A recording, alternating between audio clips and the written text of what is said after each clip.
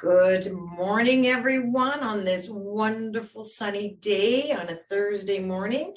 Thank you so much for joining us. It's going to be a wonderful day with respect to the conversation we're going to have. So sit down, get your pen and paper out, take notes, because there's going to be lots of information flowing around. So thank you again for joining us. My name is Deb Wiegers. I'm the managing principal of the benefits division of Wiegers Financial and Benefits. And we're very excited to bring in a guest speaker that very much integrates into the space that we have on the benefit side of things, because we talk about rewards and compensation all the time, because benefits is one of those key pieces in that. So again, a lot of great, very, very timely information.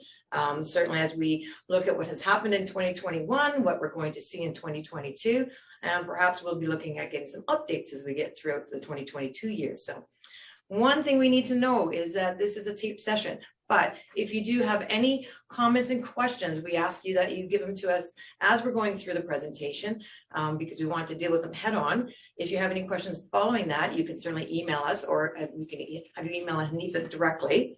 We are going to ask that you share this with your colleagues and other business organizations, because this is really important information that we're going to share today. Again, my name is Deb Wiegers. Our theme of the month is do more for a healthier bottom line. How appropriate is that? It parlays well into the conversation, well into our benefits conversation, and certainly into the partnerships that we'll all develop as we go through our 2022 year. I want to introduce Hanif. Hello, Hanif. How are you today? I'm well, Deb. Nice to be here. Good. Have you been like skirting around the COVID situation? Trying to. We all are, aren't we? In some way, shape, or form. I think it's only it's not an if, but a when. This thing sort of hits us all. So. I agree. So our conversation today is learning how these labor realities are going to impact the attraction and retention of great employees, and what a conversation to have today, correct? Yeah, I guess so. I mean, it's top of mind for everyone right now, and there's a tremendous number of challenges right now in the labor market. So certainly getting good people and keeping great people is paramount for sure. Well, I've in 30 years in my business, I've never seen an escalation to the level we've had it today. So I think that's really what's mind-boggling for companies, is trying to really get a firm idea in terms of what they need to be doing, because in our space, we're a business as well, it's moving so quickly, it's really tough to get a finger on it. So I think the key on this is the evolution is there, it's swift, and we need to stay on top of it on a much, much more regular basis than we've ever had. So that's really what our conversation is going to be about today, is really trying to get a better understanding of where we're at and where we're going, and what we need to do to stay on top or ahead of the game, right? Absolutely. So I want to introduce Hanif, a little bit about Hanif, president of Hemani Management Group. He's a consulting firm specializing in performance management, human capital planning, sales management, engagement. He's also managing director of Express Employment Professionals, a staffing and recruitment firm.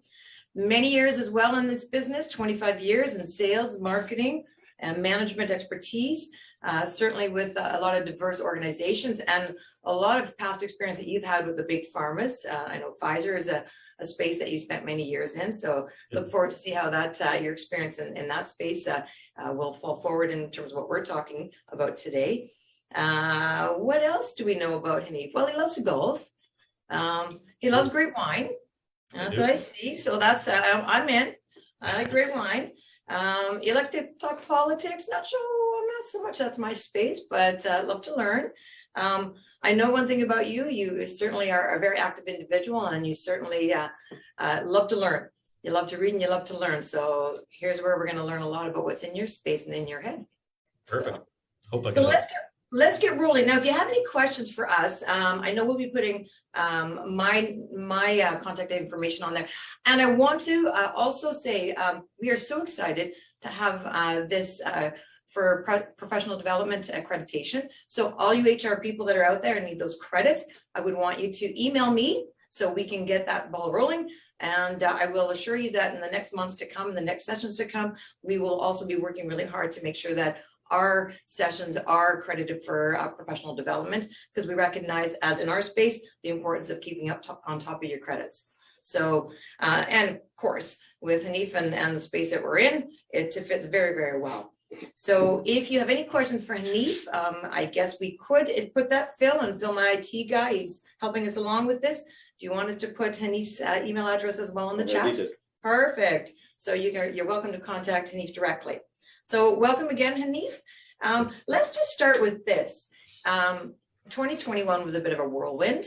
I know for ourselves, we were all just kind of getting out of that whole COVID conversation. Things were a little bit crazy in terms of just adapting to these new changes. And out of nowhere, really, in the last quarter of last year, then all of a sudden these big conversations came up about, what's happening out there, war on talent, shortage of labor. So why don't you give us kind of just a real quick update in terms of what you saw in 2021, and then let's just move forward into 2022, what you're already seeing, because we're now into the first, I think, very critical months of 2022.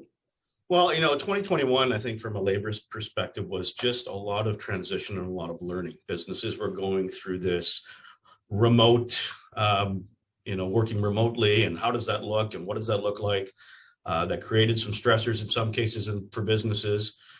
Certain industries were decimated, very acutely affected by COVID, specifically transportation, supply chain management, hospitality industry. So there was a lot of turmoil across the board in 2021, where businesses were basically trying to get some sort of level footing on in terms of the landscape, and it was shifting all the time. Regulations were coming in, double vax, not to double vax, all these other things, and it changed the landscape completely in 2021.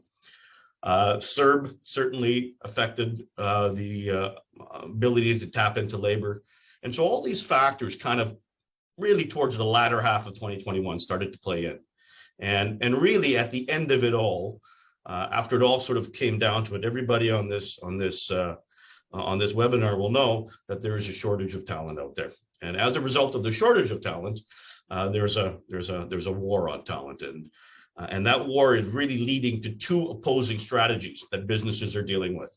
Number one is the strategy of acquiring good talent, talent acquisition, and a competing strategy in many ways of keeping your best people. And so we have some businesses that are looking for great people, trying to attract your people over.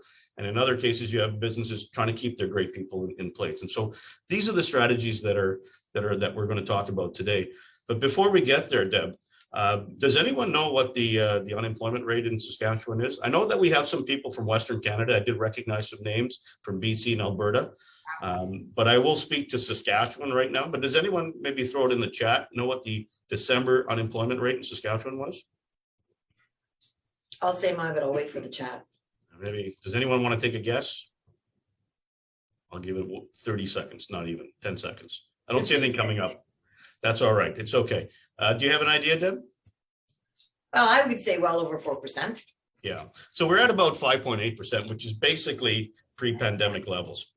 In Saskatchewan, it's much the same in Western Canada. Alberta's about the same. BC's about the same. And so employment levels have come back to almost normal levels in terms of unemployment rates. However, where the shortage is coming in, and I'm going to get Phil, can you put up slide number 1, please? Sure. So I wanted to share this slide with you because it's a very interesting slide. It's data that comes from Indeed, the big recruitment firm that we use all the time. And what this data is doing is it's looking at data as of January 9th of 2022 and comparing it to the first week of January 26th to February 1st, 2020. That's the week just before the pandemic. So currently versus the week just before the pandemic. The very top line, the line in red, are the number of jobs available. So it's sitting at about 1.6. What that means is there is 60% more jobs available today than there was 1 week prior to the pandemic. 60% more jobs. The second line is the number of employers out there, i.e. have posted jobs.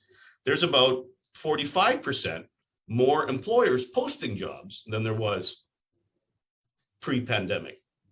So employers need more people, basically, is what's happening.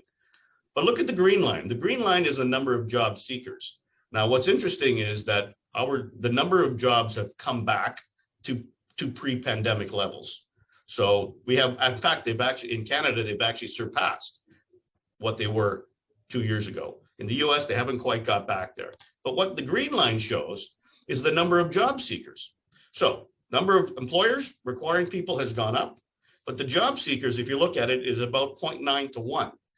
It stayed the same. So the same number of job seekers in the market pre-pandemic, but the jobs and the employers looking for jobs have gone up. It's not that difficult math to figure out that right now, job seekers are in the driver's seat, and there's more jobs available than there are job seekers. And hence the fourth line is the job seekers per job, and that's sitting at about 0.6. So about 40% less than what it was pre-pandemic levels. So Phil, you can take that slide off now.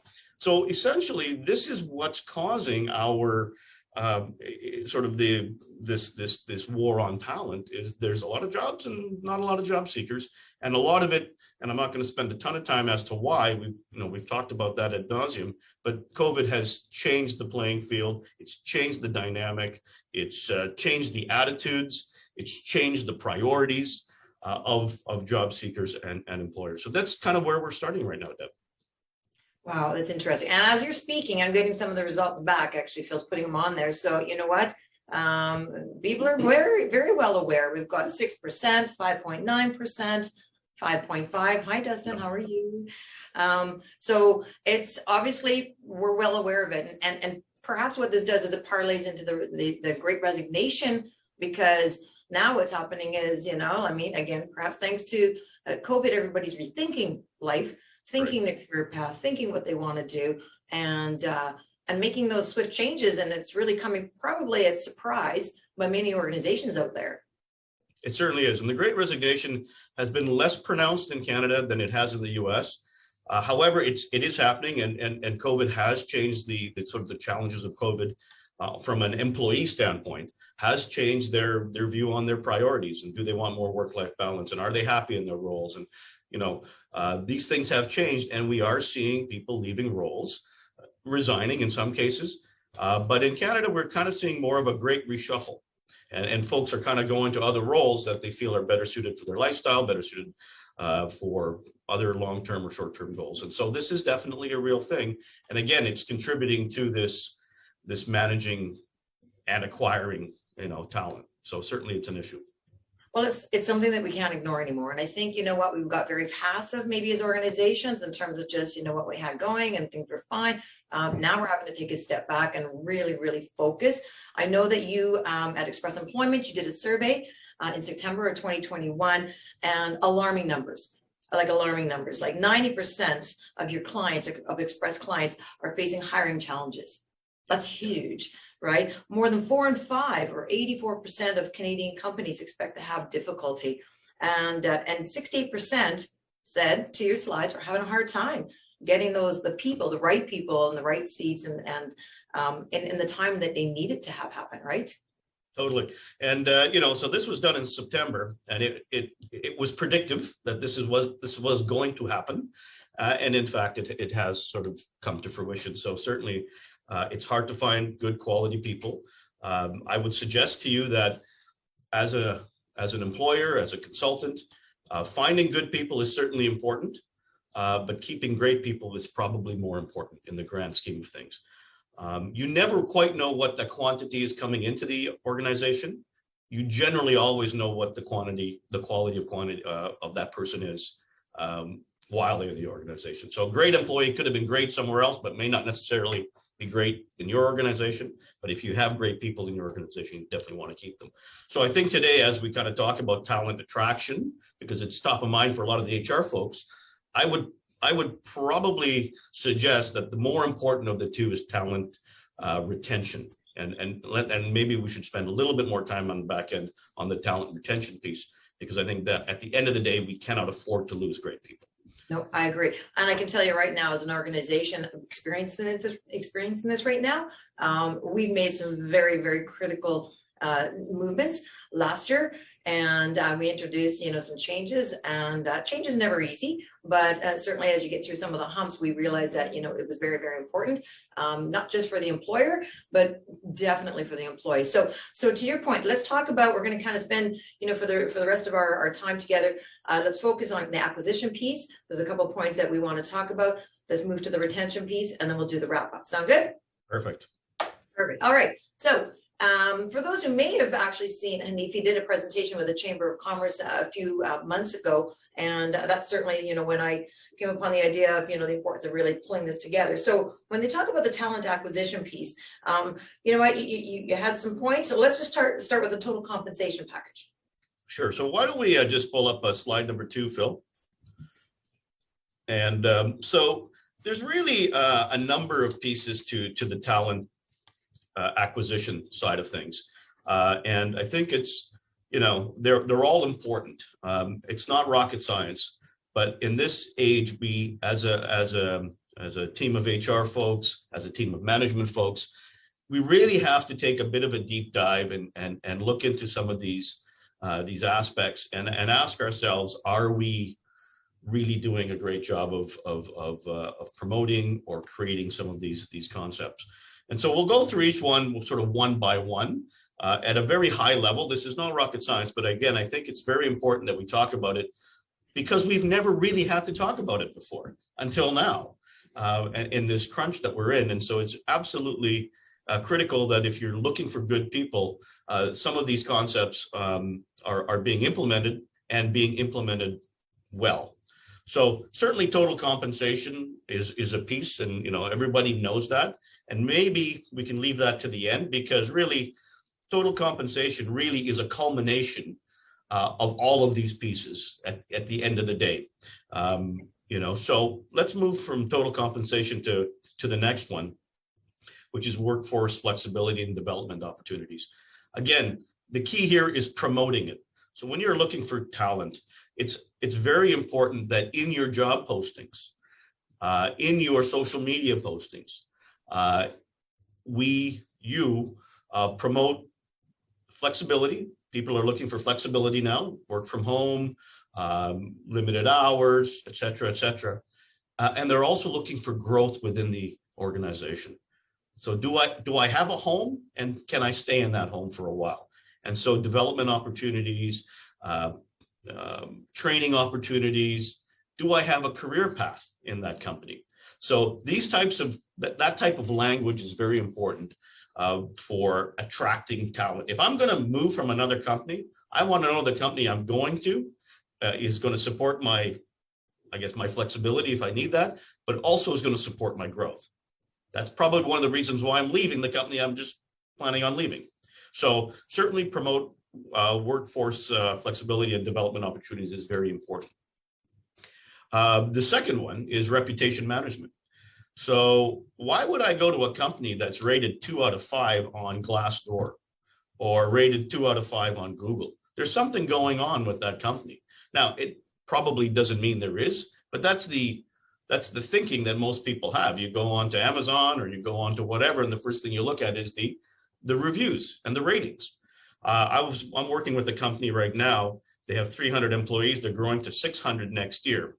I called up the owner of the company because I noticed on Glassdoor, 12 employees had rated them at about a 3 out of 5.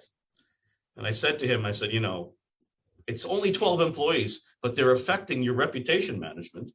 And he had an annual general meeting where he encouraged his employees to kind of go on to Glassdoor. It went from just under 3, I think, to just over 4 with 200 employees contributing to that. And all of a sudden, his reputation management went right up. So something simple as reputation management is a way that potential employees filter if they're even bothered to apply to your role. So folks, if you haven't really looked at your reputation management or what it looks like on Google or Glassdoor or Facebook or some of these other platforms, take a look at it and figure out some strategies to bump up your reputation management. And I guarantee you, if it's low, it's probably just because a few people have rated it low. And the overall organization needs to kind of put some strategies in place to do that. Deb, the next one is, I'm sorry, did you have a question, Deb? No, I was just going to add to that because I know that's something that we worked and been very diligent about, because at the end of the day, we are the same as everybody else. We look and we do Google reviews, and that's how we make our choices. And I know that, you make a comment about, the work and flexibility. And I know there's difficulty in some of the industries that we work with. And I understand that, but we also need to recognize that we need to be a little bit more creative and think out of the box. So where there's a will, there's a way, right? And gone are the days of the 7.5 clock in, clock out. I know that, and I'll be the first to admit, because I'm there. That higher end generation, that's how we were raised. That's how we did it. And we are struggling a little bit about this flexible thing that's going on out there in this hybrid workplace, and they need to be at work because they're not going to be performing. And we got to take a step back and recognize that things are changing. And in today's landscape, if we don't move quickly enough to that space, to your point, what becomes your loss becomes someone else's gain. Absolutely. Definitely have to be cognizant of that. The next sort of strategy, your best salespeople for your company are your employees. And so if you don't have an employee advocacy program where employees can speak on your behalf to attract talent, get one in place. Great employees know great people, and you want great people in your organization, and they're your best ambassadors to showcase the culture, to showcase the vision, to showcase the flexibility, to showcase the benefit packages. They're your best advocates. Many companies offer recruitment incentives. So if a employee brings in another employee, and that is, that employee, the new employee successfully completes 1 year or a probationary period, then there's a monetary incentive or some other incentives that employee gets. If you don't have that, get one, because the best traction you get is using your great people to find other great people. So I think that's something very important. We talk about culture all the time. Creating a killer culture in an organization is not easy to do, but you have to strive to do it. And you have to showcase it on social media and other things. Employees or potential employees need to see your culture on display. It's one thing for you to say it, but it's another thing to see it. And it's another thing for an employee to speak to it. And so those two really go hand in hand, the employee advocacy and the killer culture. And it has to be something that, that you really believe and live. It can't simply be, this is our culture, but it doesn't exist. It has to exist, and it has to be shown and showcased. And that will definitely help, particularly the Gen Zs of the world are looking for that killer culture. They're looking for that, again, they're looking for a home. They're looking for something that they believe in. They want to see like-minded people. I'm sorry? A place to grow, career path. Absolutely. Absolutely. So if you haven't spent a ton of time on creating this, I think it's something that, get some smart people in the room and start figuring out what that culture looks like. How are you going to share that culture, and how do you get it out to the world? Because potential talent is judging you on your reviews. It's judging you on your, on your culture and what kind of culture that they see. Nowadays, everything is social media based, and big decisions are being made on a few picks, quite frankly. And so, make sure that those picks that are out there, those pictures that are out there, are representative of your culture. I read a great article, and I'd be more than happy to share it with the audience. And it resonated with our firm. And there were, I'm just going to name them, there were key ones. Talked about that flexibility rules. Number one, rebuilding connection. It is important, especially in COVID times. It's really difficult, but you got to rebuild that connection. You got to rebuild and revisit that engagement within the organization. You definitely have to provide recognition. People want to know and feel good about what they're doing. And if we aren't telling them and showing them, then that's a miss. That's a miss for us. And, certainly in today's time is the technology. The technology has to come into play, because that's going to be the tool in which you're going to move a lot of these messages along as well. Absolutely. No, definitely. We have to do that. And look to all those, all those platforms and all those applications to get that message out there for sure. And I guess the last one, Deb, in terms of talent acquisition, because we have a labor shortage, I find that in my office, in my company, we're looking upon the experience of newcomers much more than we ever had before. In Saskatoon, for example, last year we had, in Saskatchewan last year we had 7,000 newcomers. That's the equivalent of a small city in Saskatoon. Now it's a very small city in BC. I think I saw Sandy Herman on the list, and she's out of BC. But it's a small city, but these folks come with tremendous amount of experience and tremendous amount of talent. Arguably, not Canadian per se, but their skill sets can certainly be updated, modified, and honed to kind of meet the challenges that we have. And so I think this is a talent pool that businesses are starting to recognize is available, and they're very bright, very educated folks that have, in some cases, certainly much brighter than I'll ever be, but have a tremendous amount to offer. So I think this is something else that you need to look at. If you haven't looked at it, you need to look at it. So certainly a pool of talent there. Well, and maybe this plays really well into, the conversation of today. I mean, diversity and inclusion. I mean, number one, it is about equity. And I mean, we talk about that lots, but is it really existing in some, maybe perhaps even industries more than anything? Because knowing, some of the professional spaces and my kids out in the marketplace, I get these messages. I hear about, like where they weren't given those opportunities, and you kind of want to say shame on you, organization, for not paying attention to this, because here we are.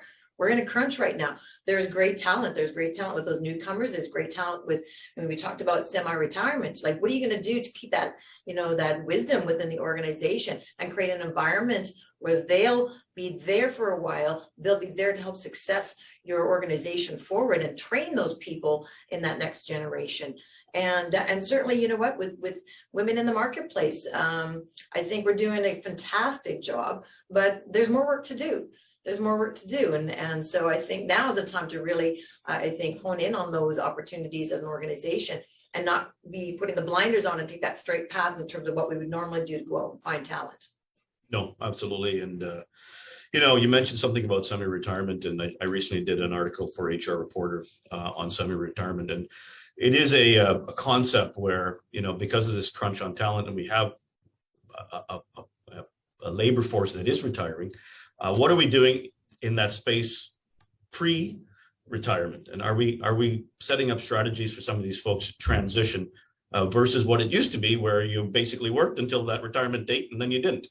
1 in 5 employers have actually had a conversation with their close to retirement employees about what they would actually like to do. And if you actually ask them what they actually want to do, most of them want to continue working some flexible capacity. So there's another opportunity there that we can, from a succession planning standpoint, from a mentorship standpoint, from a wisdom standpoint, that we need to have a better conversation with some of our close to retirement folks in terms of what do they want?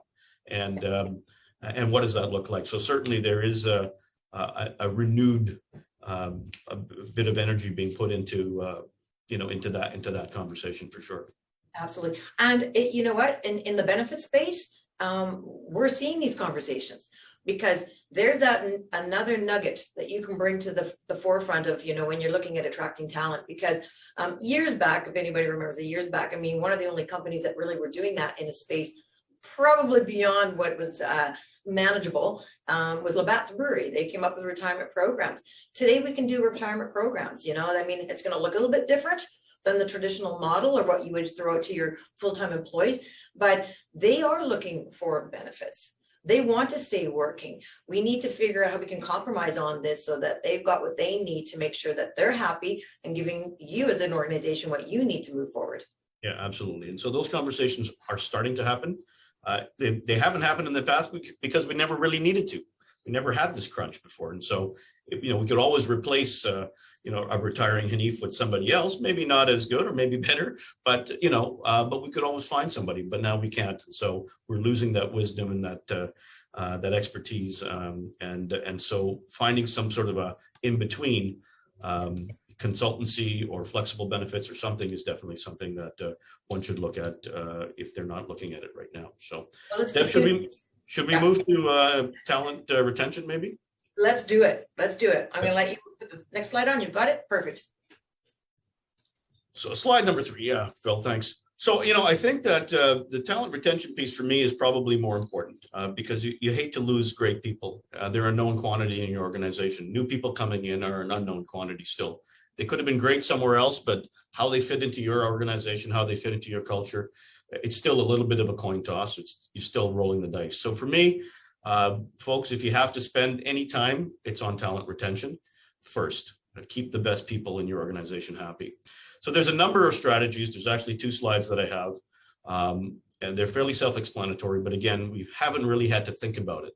And so it's time that we start thinking about it as HR professionals, as management professionals. Now, on the screen, Hanif? Are we okay? I'm seeing a different screen. No worries. Keep going. Perfect. So I guess the first thing is, just because I was a good employee doesn't make me a good manager. So invest in your management. Invest in your management team. People generally leave people. When people leave organizations, they're not leaving the organization per se. They're usually leaving because of a management person, and that person didn't fit their needs properly or was unable to work with them in whatever capacity. So invest in your management team and have them. Management is a skill. It's not something that suddenly happens. You have to learn it, you have to develop it, and you have to hone your skills. And it's changing. Management is always changing. And so certainly invest in management training and that will improve the retention of your team. Kind of makes sense, but a lot of people don't think about it. No. Vision. When I consult with companies, the first thing I ask their employees is, what's the company's vision and how is management living it? And if they can't answer that question for me, there's a problem. We have a problem, Houston. And so the way I kind of approach it is that vision should not be a piece of artwork. It shouldn't just be sitting on the wall and have a bunch of words on it that because somebody told me I need a vision. And so as a company, we have a vision. Every employee needs to know what that vision is. That vision needs to be relevant. And that vision really dictates, it's your beacon at the end of a dark, dark tunnel. You can see that beacon and it's turning. That's what that vision is. But that vision is also your compass, and it dictates your day-to-day decisions. If those decisions get us closer to that vision, then why wouldn't we pursue some of these things? And so I used to tell my team, if you have a question, 99 times out of 100, you know the answer, budget notwithstanding. If you ask the question, will it get us closer to our vision? And here in Saskatoon, our vision is to be the most trusted and respected staffing and recruitment consulting agency. If it will get us closer to trusted and respected, not bigger or more profitable, then if the answer is yes, then why wouldn't we look at it? So vision is something that's very important that is directly linked to retention. And not living the vision, saying one thing and doing something else, is directly linked to people leaving the organization. So it's very important. Yeah. The third one, and I'll stop there, Deb, and then we can talk a little bit about it, is engagement. I'm very, very particular on engagement. To me, engagement is a health check on the retention that your organization is going to can expect.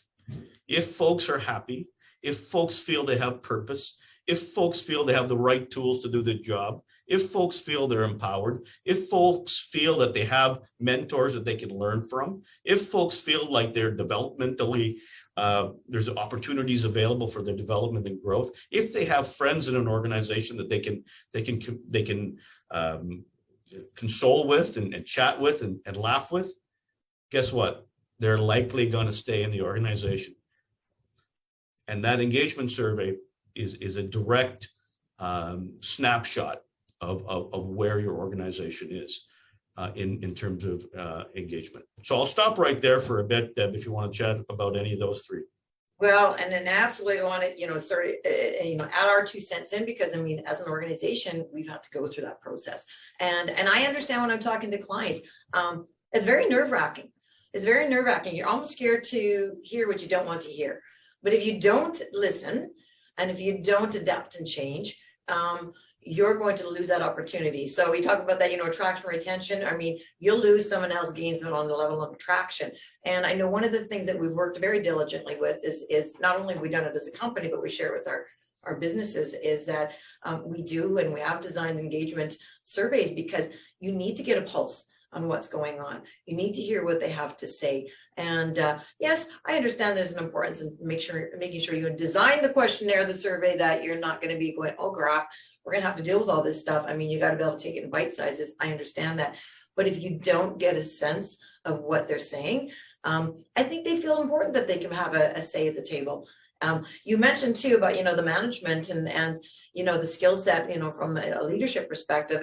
And another thing that we're seeing, because what we do is when we started our kind of process, it's really, we talk about a benefit strategy questionnaire, which is all encompassing of that big question of, what do you believe the perception of your company is, and how do you gauge yourself and compare that to from the people outside looking in, is it what's happening? And I know as leadership ourselves, we've learned some tough lessons along the way, and we'll continue to learn tough lessons along the way. That's how we grow. And that's how we will continue to retain, I think, what we want, a great talent pool for the years to come.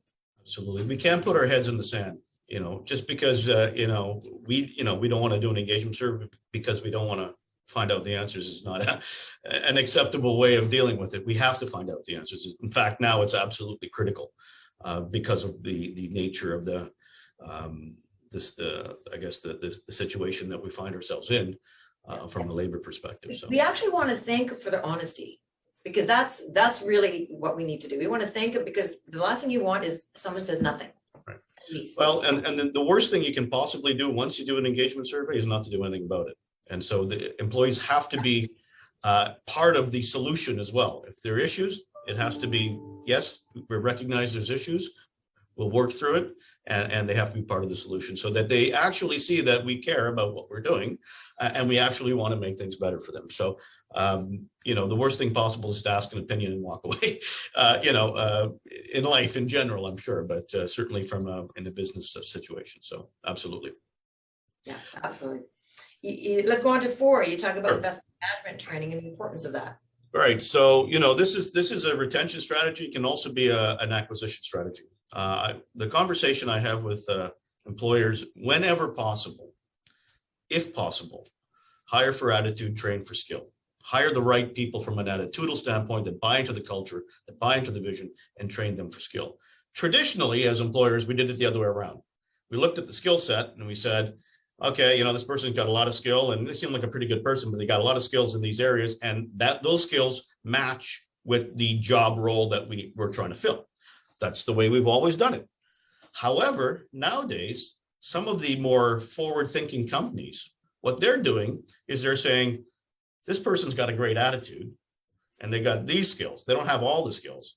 Can we build a role for them? So instead of fitting them into an existing role, can we build a new role to fit the right person, into that? Can we build the right role for that person, as opposed to finding the right person for that role? And so it's a shift in thinking. But what they're doing is they're tapping into this attitude thing. They've got a great person with a great attitude, and they're building a role for them. They're making them happy. They're capitalizing on their skill sets, and they're rejigging the roles to better fit. Now, there's a tremendous risk in that, because if that person ever leaves, it's a tough role to fill, because it's a uniquely customized role to them. On the flip side, what an amazing investment as an employee, where you say to me, Hanif, we don't have this role for you, but we value you so much and your attitude, and you get it, what we're doing, we're going to build a role for you. And we'll teach you the rest along the way, and we'll help you get to the gaps that we need filled. But in the interim, we're going to get you there. Wow, how empowering and how engaging would that be as an employee, going, really? I applied for this role and you're giving me this thing, and you're allowing me to tap into my strengths and what I love to do? What a company. And so it can't always happen, I get it, but I know companies that are doing it. I'm working with companies that are doing it. And basically the mandate for me is, Hanif, find us amazing people and we'll figure it out from there. If there's a way we can do it, we'll do it. So certainly hire for attitude, train for skill is a mantra that I say all the time. And anybody that knows me knows that that's something I'm very particular about. Well, and another point is that, you talk about, and we talk about growth and development, but one of the things that, we've shared, as conversations is the reskilling.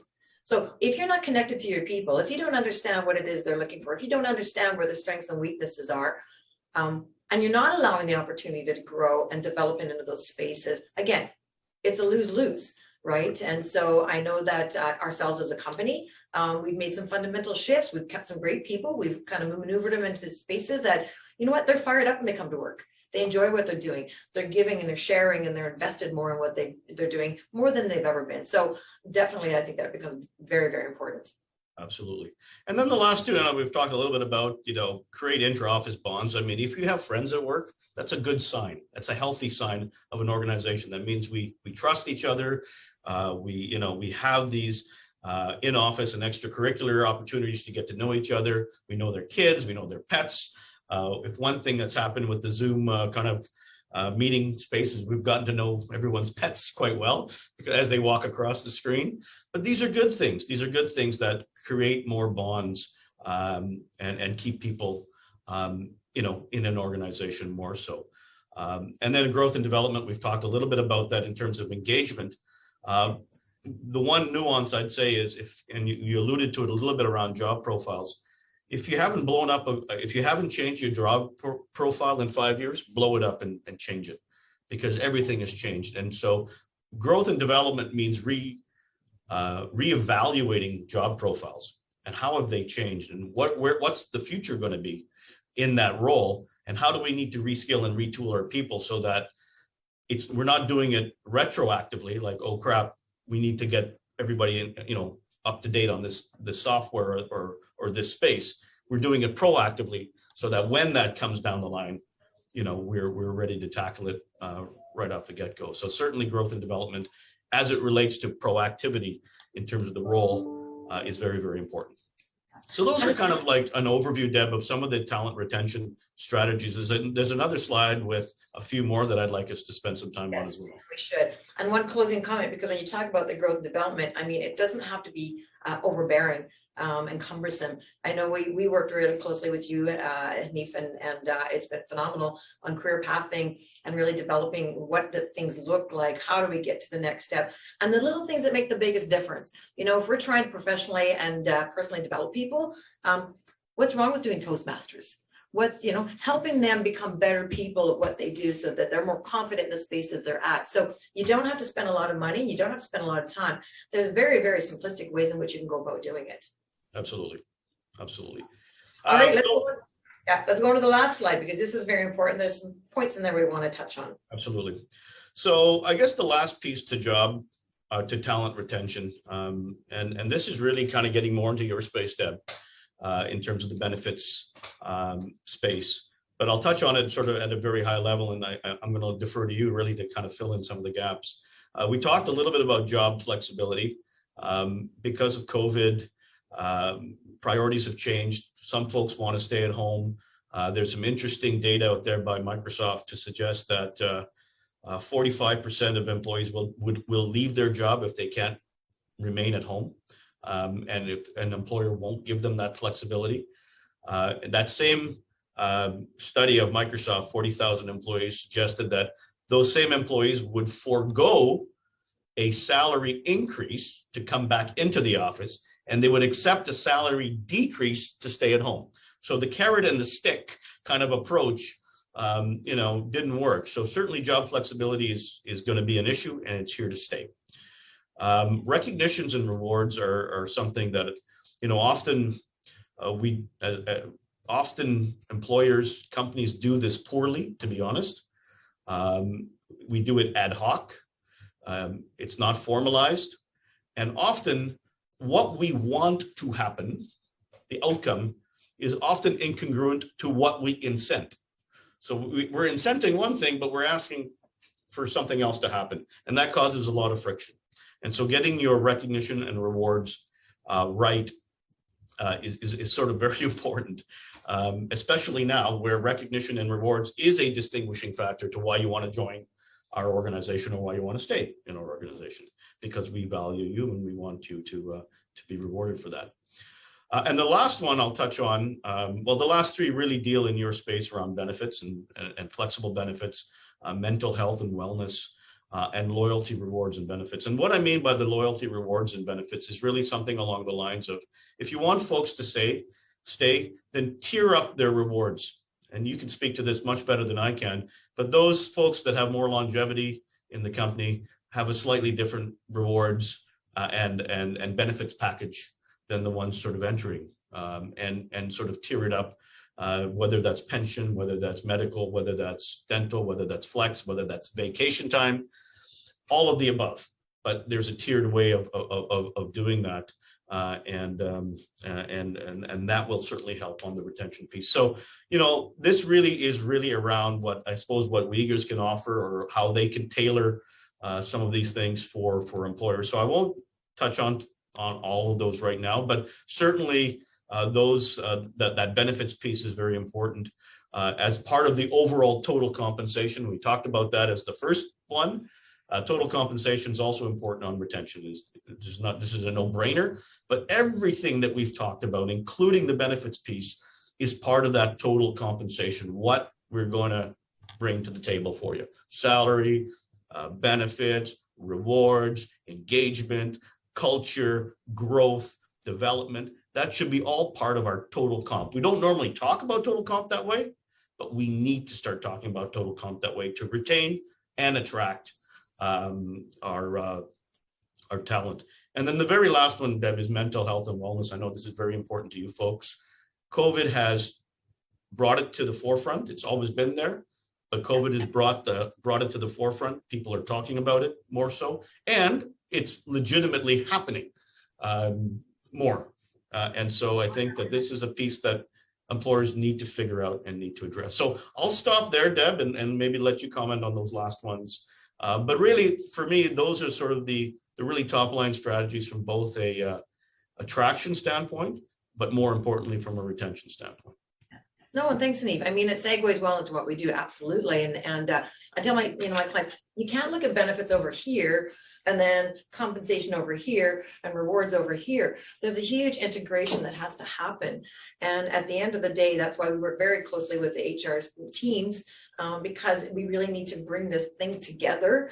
And the one thing that we're recognizing is that the landscape's changing, and it's changing swiftly. Like I tell my clients, I said, you know what, first of all, you need to have a benefits program. That's without saying. I mean, our stats will tell you that, like close to 70% of people, that they'd rather have a good job with a good benefit package and good pay rather than great pay and no benefits. So It's telling us this is important. If you look at another stat, they're going to talk about the importance of this engagement into their mental well-being space, taking care of them, showing them you care. 68% of the population is going to say this is incredibly important. It's not those other things. This is probably, especially in COVID times, much more important. So definitely we've had to really pivot and really look at ways in which we can help our clients. Not that they haven't been there. Some of these things have just escalated, and that's okay. I really actually like that idea, because mental well-being, let's talk about that. If you don't have a well person, you don't have a well employee, and you don't have a well bottom line. So our motto is, our work towards a holistic and overall approach to a healthier bottom line. That means on every level. That's not just the employee, that's not the corporation, that means the families of those employees. So our organization is really integrating our services to better be there for our clients and come up with those tools and resources in ways in which they can execute on. And it's not cumbersome, and it doesn't come at huge price tags, because I understand we're a business, we have to get business done. We also need to understand the importance of integrating this and be able to stay on top of it. And it's moving, it's a very quickly moving target. So, you talk about the flexibility and this hybrid workspace. Flexibility is the name of the game, and the benefits. Years back, if some of you folks are out there, we talked about benefits on flexible. We call them flexible benefits, cafeteria type. If anybody worked for the Coca-Colas of the world, they were there. They worked for a short time because they didn't really manage them properly. Here we come today. Modular flex. I had a client that came to me, and it was a very interesting way in which to look at it. Made the most sense in the world. He said, Deb, and we were sitting at dinner, the three of us are having, the conversation about vehicles. You like an SUV, I like a big truck, and Corey over there likes to drive a hot car. So how are we going to do this so that we all end up meeting our needs? And so now flexible benefits is going to be the conversation going forward. Modular flex, health spending accounts, wellness is huge.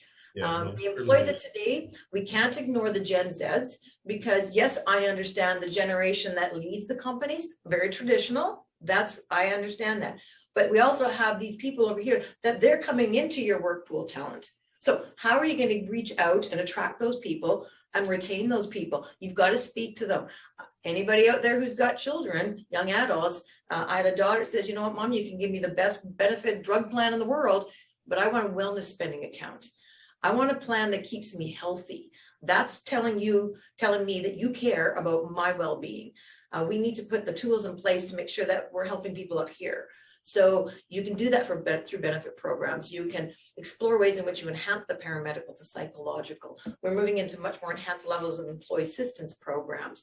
You can do it so simply as a plug to Penny Murphy. Get her on a Zoom call, do a group call with your entire team and have her talk to the team for 45 minutes. It's a minimal cost, but the outcome is grand. And we've done it, so I know that. So it's not that this is the impossible task. Is it going to look the same for everybody? Absolutely not. But the good news is we're in a space that we deal with many, many variances, industries, group sizes, within different provinces. And we understand that we need to make something that fits.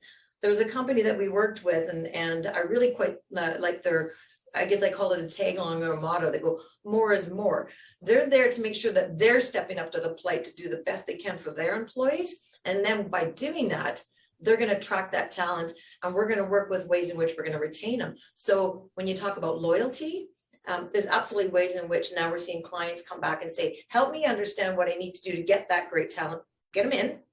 And now I want to grow that talent. I want to keep that talent. So how do the benefits meet and mesh with that? So you look at years of service. Loyalty is important. I get it. We're not in the days where people stayed with companies for 40 years. We're not. But that's not to say that you can't grow a career of an employee that's going to stay with you for many years and then success that wisdom and talent onto somebody else. If you can get them to that space and then have them help you as they move on to their new space, that's okay. So when we look at, pension and benefits, we're looking at years of service. We're looking at, really emphasizing the need to take care of those key stakeholders in the company. You need to treat them differently because those are the ones you need to keep, because they're the ones that are going to lead the organization and help you grow the organization and keep that talent that you need. But the loyalty can be there. You can build it in to your compensation package. If you do a one size fits all, you're dead in the water. It's not going to work anymore. It's not going to work. So at the end of the day, we need to be looking at ways in which we are doing what we need to do today because we're in crunch time. But how do we flow that message through so that now we can get that talent and, to your very, very important point, retain that talent for many years to come. And so that's what's exciting in our space. We're actually, again, these aren't things that are new. It's just really grabbing the things out of the tickle box and really now dusting them off, making sure they work, moving forward. We review with our clients regularly, and even in 6 months, that's what we're doing now. 6 months, we're having reviews because you can't just stick it on the shelf, leave it, walk away. It's not working anymore. And I think that's the biggest thing we're seeing is that clients are not understanding the importance of taking some of these tools and resources and really understanding how they have to do more with what they've got. Doesn't need necessarily spending more. So lots of opportunity, lots of conversation. And I'm excited. And I really love, helping our clients get to those spaces that they need to be. So we did. I do have to commend you guys that I know that you folks have taken a lead in mental health and wellness. I mean, this is a conversation that you were leading many, many years ago, I know. And so you folks have definitely taken the lead in that space. And, and employers have to be creative. We have to look at all of those retention strategies. We have to look at all of those acquisition strategies, and we have to be creative. It's not a one size fits all approach anymore. It's a very customized, flexible approach to all of those strategies, including the benefits you talk about. And so I hope that, the folks today are able to implement some of those things in a very serious way. because we have to. It's a bit of a new reality that we're dealing with. So. Well, and I think part of the challenge, and I will say that because I'm that business, and like many of us out there, you're so much in the guts of it, you forget what's happening. You need to take a step or two back. We feel like we don't have the time, maybe it's not important, but it is now, and it does create a lot more thinking strategically. We've had a lot of those conversations, but today's the time to do it. We have to be there, and I know for us, we're gonna thrive through COVID times, and we want our clients to be on those levels as well. So Hanif, I mean, we look at you and we value the input that you give to us as one of our preferred partners. You've given us great insight, and you've worked with our team, and I share that message all the time, because it's one of those things that people were probably more so in the past than they are today tending to ignore. It was just come to work, do business, bottom line. And it's just, we can't look at it that way. We have to be profitable. I understand that, because in order to be able to put those tools and resources in place and grow our talent, we need to be profitable to get to that space. So it's a combined effort on both levels. So Hanif, I want to thank you very much. I know that Dustin, and I wasn't ignoring your question, but we will chat because he had a question on the engagement survey. So let's pick up the phone and chat. So thank you for the question. But I want to thank you, Hanif, for coming on board. I think there was lots of great tips. I think your slides spoke very well and very pointed to the things that employers and organizations need to be thinking about. And the HR, I commend you. You have the biggest job ever in terms of what you are dealing with. And so challenging times. And if we can be there at any level to help you through some of those stages, we'd be more than happy to share. And I want to remind those HR folks that need those professional development credits, send your email my way. We will make sure that you get accreditation. Our next session will be March 17th. So we're skipping. We have lots of things going on and lots of exciting things happening. So we're going to move our sessions to every 2 months, March 17th. We're looking probably very closely at that mental well-being space, certainly as it ties in with financial well-being. That's a huge stressor. Number one on the charts right now is financial well-being. So we can't ignore, again, it's an integration that comes into the benefit program. So there's lots of opportunity. We've got lots of ideas, and we're certainly wanting to share and help your company grow. Our next reminder is tape sessions. This is a tape session. Make sure you pass and share it with colleagues and organizations, because Hanif's comments certainly are messages that everyone needs to hear. So thank you again, Hanif, for coming on board and giving us your time and your expertise and your headspace. We appreciate it. And if there's any questions that come up my way, I will be sure to share them with you as well. Thanks, Deb. I appreciate the invite. Thanks, everyone. Have a wonderful rest of the day, everyone. Be safe, stay healthy. Take care. Bye. Bye-bye.